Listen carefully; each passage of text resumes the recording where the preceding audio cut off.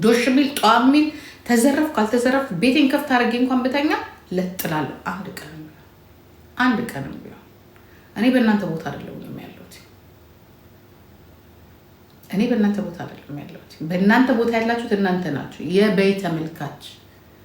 አሜሪካንን ብትሆኚ ወይ አንዱ ጋንግስተር ጭንቅላትሽ ላይ ደበደበኝ አልደበደበኝ፣ ገደለኝ አልገደለኝ፣ ኡበር ነዳው አልነዳው፣ ባሌ ምን ሆነ እያልሽ ነው። እኔ ዝንጥ ያለ ኑሮ ነው የምኖረው። ዝንጥ እግዚአብሔር አንዳንዴ ሳስብ ለምን አባቱ እዚህ ሶሻል ሚዲያ እንደምመጣ ራሱ አላውቅም። ወይ ሱስ ነው ወይ የሆነ ነገር ነው። በቃ እንዲያውም ቅድም ሳስብ ዛሬ እንዲያውም ይሄ ነገር ከመምጣቱ በፊት እግዚአብሔር በሚያውቅ በጣም ሳስብ የነበረው I must go for this goddamn social media እያልኩ ነበር። ምክንያቱም ከመደደብ በስተቀር ያተረፍኩት ምናልባት የ10 እና 20 ብር ለእኔ እውቀት አይሆነኝ፣ በቃ አያተርፈኝ። ምክንያቱም ቁጭ ብሎ ስታስቡት ከማን ጋር ነው የምንውለው?